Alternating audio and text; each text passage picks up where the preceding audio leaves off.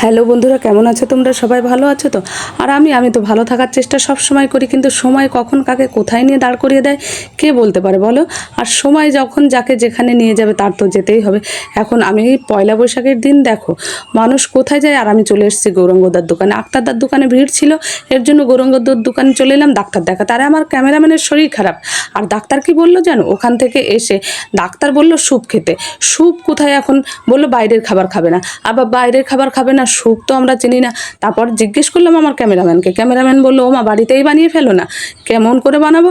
সব রকম তরকারি তো নিয়ে নিলাম, তরকারি মানে সবজি বলতে হবে, সবজি নিয়ে নিলাম ভালো করে, মানে পরিষ্কার করে কেটে কেটে কেটে কেটে সেগুলিকে আবার কুচি কুচি কুচি কুচি করতে হবে। দেখো এইগুলো কেটে কেটে কুচি কুচি করে একটু জল দিয়ে জাল দিলে সেটা হয়ে যাচ্ছে তরকারির ঝোল, কিন্তু সেটা না, সেটা এখন স্যুপ হয়ে গেছে। তাহলে এই স্যুপটা কী করে বানাতে হবে? আমি আবার একটু জিজ্ঞেস করলাম বাবা কী করে স্যুপটা করতে হবে।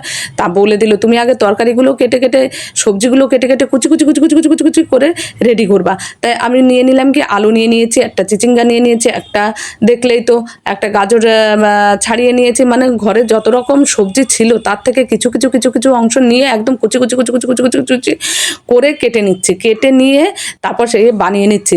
যাই হোক, সব সবজিগুলো একদম কুচি কুচি করে বানিয়ে তারপরে আবার এটাকে মানে ম্যাশ টাইপের বুঝতেই তো পারছো। স্যুপ তো তোমরা সবাই খেয়েছো। আরে স্যুপ, আমি তো এটা এতদিন জানি যে এটা তরকারির ঝোল। দেখো সব রকম তরকারি এরকম কেটে কেটে কেটে কেটে কাটতে কত কষ্ট বলো তো, এত ছোট ছোট ছোট ছোট করে কি কাটা যায়? তবু মানে কি বলবো, আমার অনেকটা টাইম লেগেছে। ডাক্তার বলেছে, আর ও হ্যাঁ একটা কথা বলি জানো তো, এখন জ্বরজারি প্রায়ই হচ্ছে, সবাই একটু সবার দিকে খেয়াল রেখো, কেননা এই জ্বরটা না একদম ভালো না। ডাক্তার বলল যে একটু সবার দিকে খেয়াল রাখবেন, আর খাওয়া দাওয়াটা মানে ঠিকঠাক মতো করতে হবে। মেয়ে মোটে খেতেই পারছিল না, মানে আমার ক্যামেরাম্যানটা খেতেই পারছিল না। কি করব, স্যুপ বানাতে হবে, তাই আমি আর বাইরের খাবার খাওয়া যাবে না, তাই ভালো করে সবজিগুলো কেটেছি, মানে বানিয়েছি। বানিয়ে দেখো একটু ছোট বড় আছে, এটাকে আবার কি করা যাবে? তাহলে এটাকে আবার একটু ম্যাশ টাইপের করতে হবে। তাই কি করলাম, সবগুলো এক জায়গায় জড়ো করে আবার সেটাকে beat beat beat beat beat beat beat beat beat beat beat beat beat beat beat beat beat beat beat করে একদম কুচি কুচি করে নিলাম। কুচি কুচি করে ভালো করে ধুয়ে পরিষ্কার করে একটু বাটারটা দিয়ে দিলাম। আরে কি করে খাবে বললো? তেল ঘিটি অ্যাভয়েড করতে। কি করে করবে বলো তো? একটু বাটার না দিলে এই শুধু ঝোল ভালো লাগে?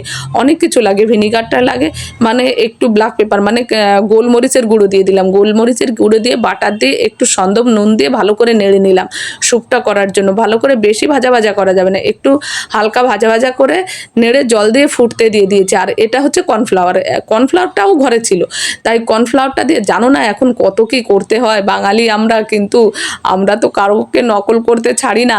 এর জন্য দেখো ওটা দেখে দেখে আমি একদম বানিয়ে ফেললাম বাড়িতেই স্যুপ, একদম ফুটে উঠেছে কর্নফ্লাওয়ার দিয়ে। দেখো এই যে একটু ঘন ঘন হয়ে গেছে না, ব্যাস এবার রেডি হয়ে গেছে আমার স্যুপটা। এক বাটি ভরে দিয়ে দিলাম আমার ক্যামেরাম্যানকে। ক্যামেরাম্যান সুস্থ না হলে আমার ক্যামেরাটা ধরে দেবে কে বলো বন্ধুরা?